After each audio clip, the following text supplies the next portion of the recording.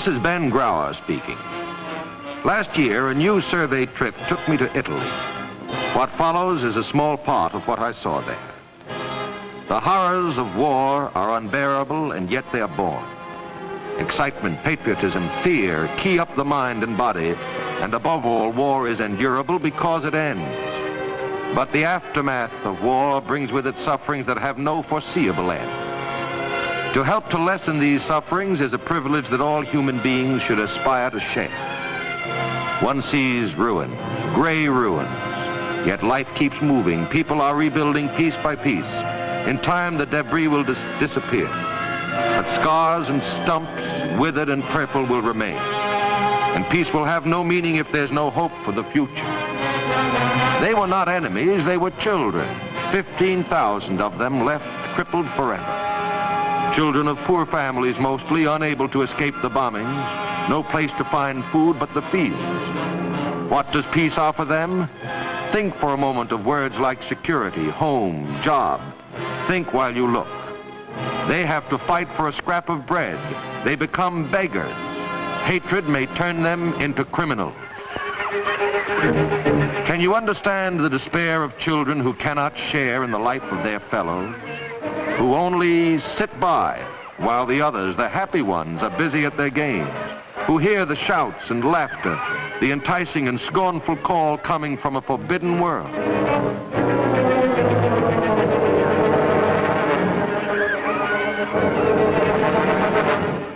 The feeling of rejection blurs his eyes.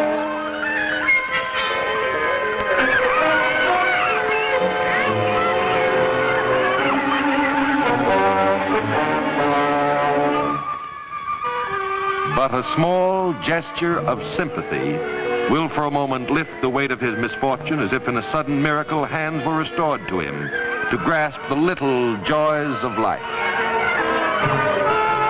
New victims join even in peace. You see, they have no toys. Their parents, if they have parents, have no time to look after them, so they play. The war has left treasures buried in the ground.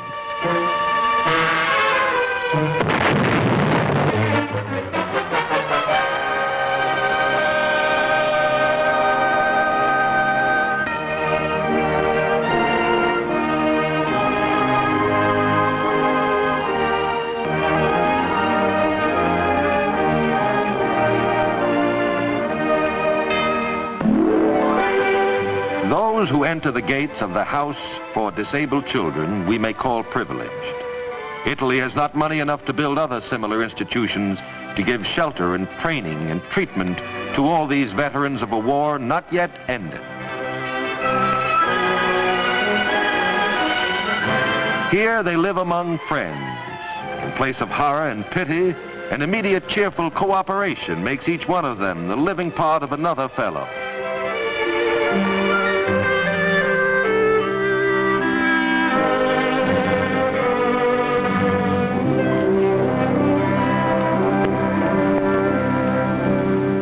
They form a society where to be able to help is a privilege.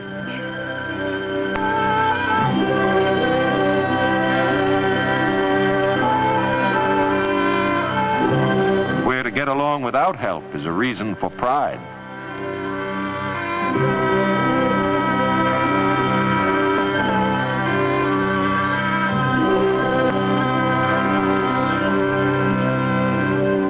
Here they find a school suited to them, where they are patiently taught.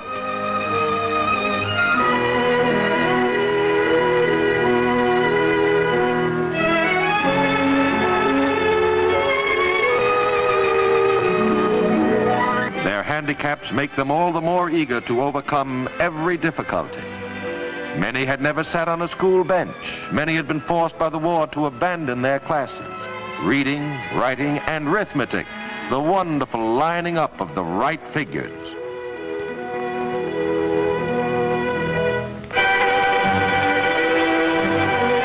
Without tears, this boy once wrote, "I would like to have my hands again, only to caress my mother."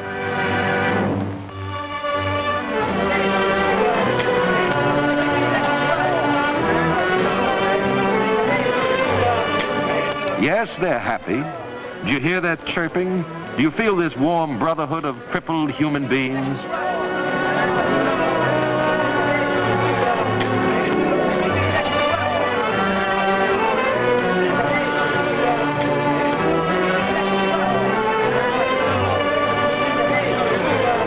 Do you see the nonchalance of the unnatural gesture? Will you remember that 15,000 more like this one are roaming the streets of Italy with lopped limbs and twisted souls? Yes, here they can go together for peaceful walks in the country.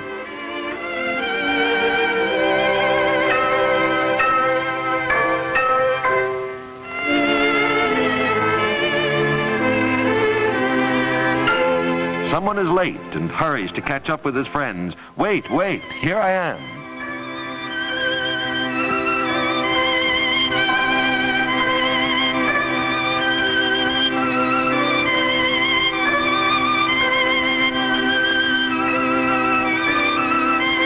Oh, bear in mind this picture of courage and spirit and kindness.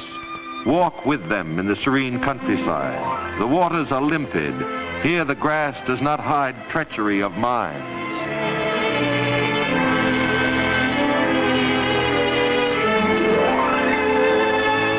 Walk with them. Let them hear your voice with a promise of help as they hear toward dusk the bell with its promise of rest.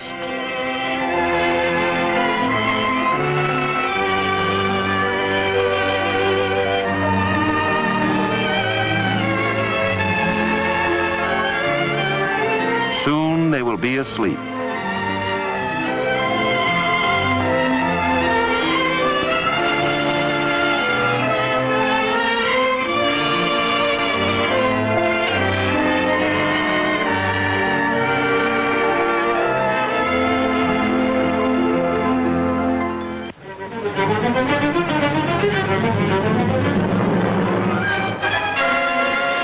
But not to all of them will silence and tiredness bring peace.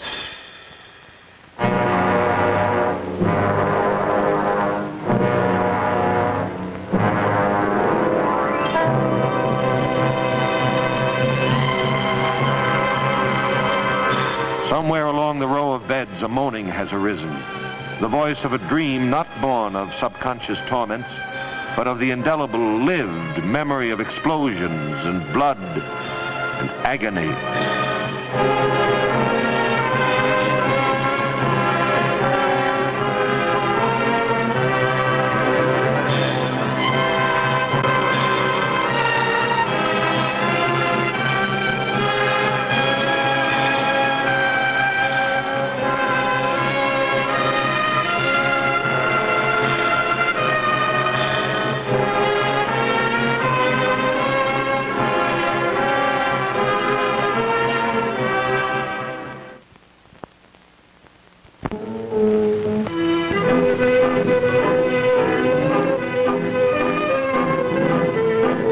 Some are stunned by these problems which almost defy solution.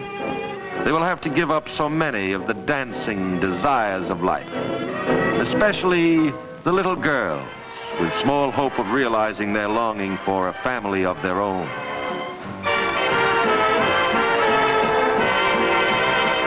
Only through work will they be able to feel equal among men, to achieve this victory of pride and dignity.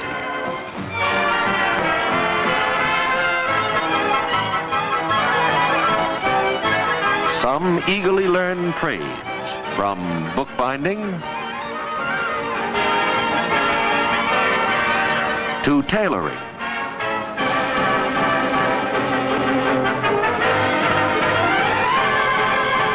Others are chosen to continue their studies.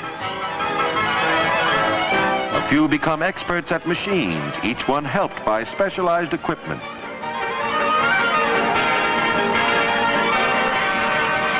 And art, too, can find its expression.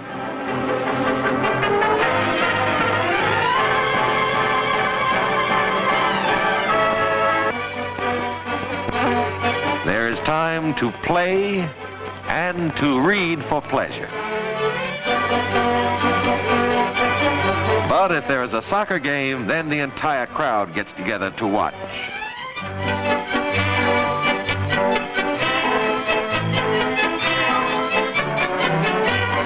and to cheer for their teams. Yes, soccer is a great sport of Italy, like baseball here, a sport of agility and health. Yes, all these disabled children are healthy.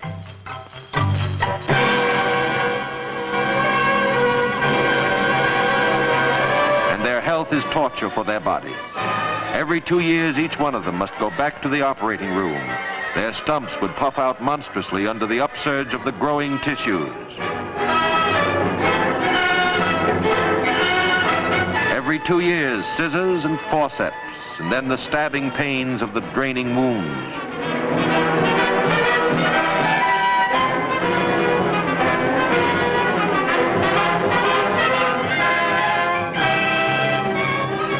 While the stumps are healing, the artificial limbs must be thrown away. And this desolate junk heap marks the painful road from childhood to adolescence.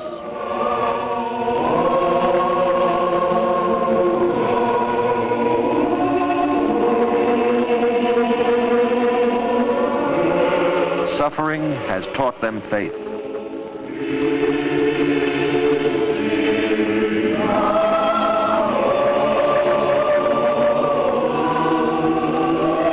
They sing their praises of the Lord.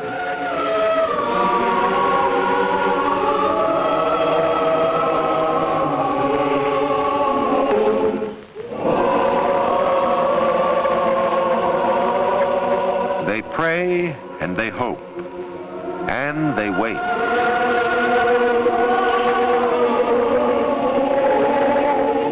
If no benefactor comes, then even these privileged children of the 15,000 will be lost.